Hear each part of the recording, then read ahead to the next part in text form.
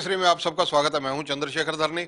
हरियाणा राजस्व विभाग व आपदा प्रबंधन विभाग के एडिशनल चीफ सेक्रेटरी पीके दास जी हमारे साथ मौजूद हैं। इनसे बातचीत करेंगे। दास साहब, जिस प्रकार से ऐसी जानकारियां मिली कि 2014 से कई ऐसे अधिकारी हैं राजस्व विभाग के जिनके खिलाफ चार्जशीट के मामले हैं, ना तो वो डिसाइड हो रहे हैं ना कोई कार्रवाई हो रही है, वो संख्या कितनी है, किस स्तर के अधिकारी हैं? जी, ये मैंने रिव्यू किया है। डीआरओ, तहसीलदार और नायब तहसीलदार के कितने लंबित मामले हैं। तो 16 मामले डीआरओज के हैं और 27 मामले तहसीलदार के हैं और 33 मामले नायब तहसीलदार के हैं। ये रूल 7 और रूल 8 में रेगुलर चार्जशीट उनको किया गया है। आमतौर पर ये मैं उम्मीद करूंगा कि एक रूल 8 के चार्जशीट 4 से 6 महीने में फैसला हो जाए। रूल 7 के चार्जशीट 9 महीने से 1 साल के अंदर हो जाए। लेकिन मैंने देखा इसमें से कई सालों से लंबित है। इसके 2 मायने हैं। अगर अधिकारी के दोष नहीं है तो वो हरास हो रहा है, और अगर अधिकारी दोषी है तो वो सजा से बच रहा है। तो ये स्थिति नहीं होना चाहिए। तो हमने रिव्यू मीटिंग करके हर महीने कैसे इसको निपटारा जाएगा और किस स्थिति में है और क्यों रुका हुआ है, इसका अध्ययन करके हम एक्शन लेने जा रहे हैं। जो अधिकारी कहीं ना कहीं सेक्शन 7 या 8 के अंदर चार्जशीट हैं, इस मामले में कुछ आपने समय निर्धारित भी किया कि इतने समय में ये डिसाइड कर दें दोनों चीज़ें? ये रूल 8 के चार्जशीट को 3 महीने में फैसला करने के लिए मैंने फैसला कर दिया है। बाकी रूल 7 के वो स्थिति के ऊपर डिपेंड करता है कि वो कितना समय लेगा। फॉर एग्जांपल, किसी को चार्जशीट किया है और उसमें उसने जवाब दिया है, अब जो उसके जवाब अगर संतोषजनक नहीं होगा तो हम इंक्वायरी ऑफिसर लगाएंगे। इंक्वायरी ऑफिसर अपना इंक्वायरी करके अपना रिपोर्ट देंगे। वो रिपोर्ट के आधार पर फिर उनका सजा दिया जाएगा या नहीं जाएगा, ये फैसला होगा। इसलिए वो 4-5 महीने लग सकते हैं।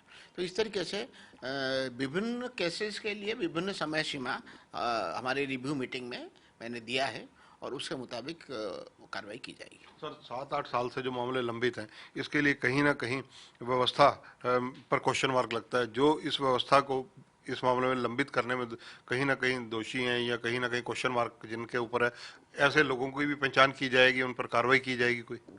ये हेडक्वार्टर में जो लोग इस चीज़ को देख रहे हैं, शायद उन लोगों की समझ में गलती है। फॉर एग्जांपल, मैं आपको बताऊंगा, मान लो किसी को शोकॉज नोटिस दिया गया, उसको 21 दिन का समय दिया जाता है कि आप इसका जवाब दीजिए। अगर वो 21 दिन के बाद जवाब नहीं देता है और कोई टाइम बढ़ाने के लिए कोई अनुरोध नहीं करता है, तो हमें जो मटेरियल अवेलेबल है उसके बेसिस पर फैसला कर देना चाहिए कि इंक्वायरी करना बनता है या नहीं बनता है। लेकिन कई मामले में ये लोग इंतजार में बैठे हैं कि उसने जवाब अभी नहीं दिया है। ये एक रूल का और जो प्रोसीजर का इन लोगों की जो समझ है, वो समझ में कमी है। मीटिंग में मैंने वो पॉइंट आउट कर दिया है, संबंधित अधिकारी को चेता दिया है मैंने कि आगे से ये गलती ना करें। सर, राजस्व विभाग को जैसे लोगों की शिकायतें आती हैं या और डिपार्टमेंट्स के साथ जुड़ी हुई शिकायतें भी मिलती हैं जो भूमि से एफिलेटेड होती हैं, इसके अलावा कई नेताओं और सत्ता पक्ष विपक्ष सबकी आती हैं शिकायतें, उनको आप आगे भेजते हैं। उनका कैसे निर्धारण किया जाता है? वो डिले बहुत ज़्यादा होती है कि जवाबदेही किसी की सुनिश्चित नहीं है। उसको भी रिव्यू किया गया है।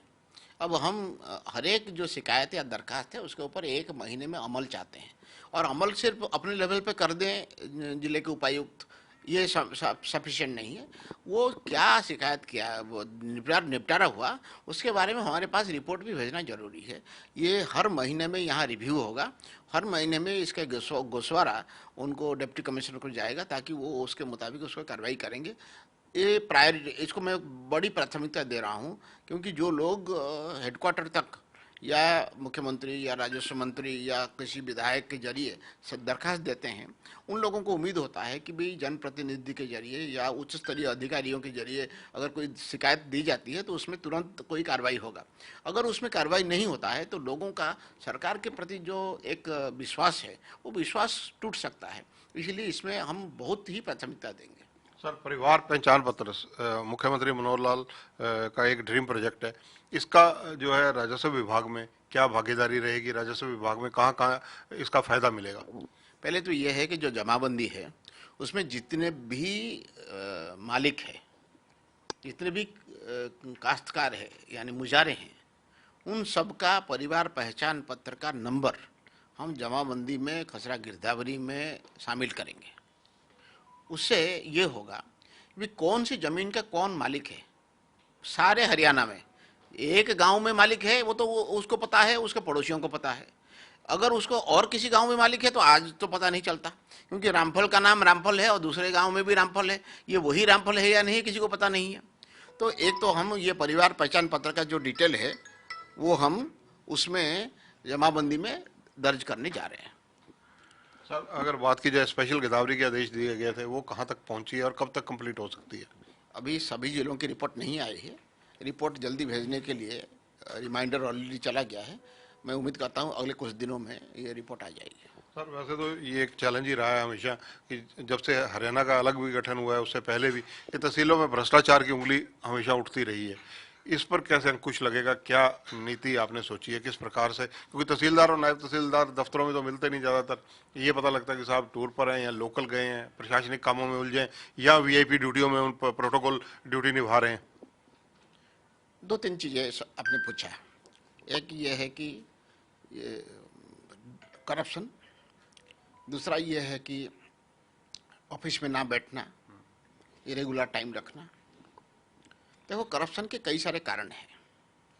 सरकार करप्शन को निपटारा करने का सबसे बड़ी बात यह है कि कोई भी मसला है उसको फैसला करने की जो फैक्टर्स या जो हम देखते हैं कि क्या क्या चीज़ें उसमें होनी चाहिए, अगर वो लोगों को पता है। मान लीजिए आप कोई रजिस्ट्री करने आए हैं, रजिस्ट्री करने के लिए आपके रजिस्टर्ड डीड में क्या क्या चीज़ें होने चाहिए, आपके साथ क्या क्या चीज़ें होना चाहिए, अगर हमने बता रखा है और आपने वो सारा पूरा किया है, फिर मैं आपके उस डीड के बारे में कोई एतराज़ नहीं उठा सकता। अगर मैं एतराज़ उठाता हूँ तो मुझे इन राइटिंग उठाना पड़ेगा, फिर आपके खिलाफ कार्रवाई हो सकता है क्योंकि आप बेवजह एतराज़ उठा रहे हैं।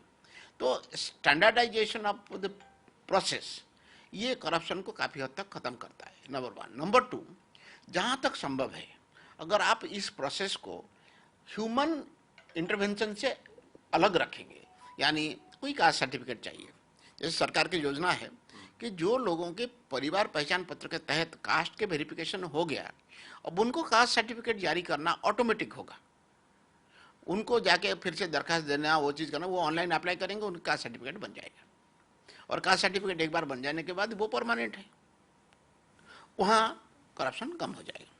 पर सर जो तहसीलदार और नायब तहसीलदार दफ्तरों में नहीं मिलते, सिर्फ एक उनका कहते हैं कि जस्ट कटसी विजिट रहती है, बाकी सारा दिन नदारद रहते हैं।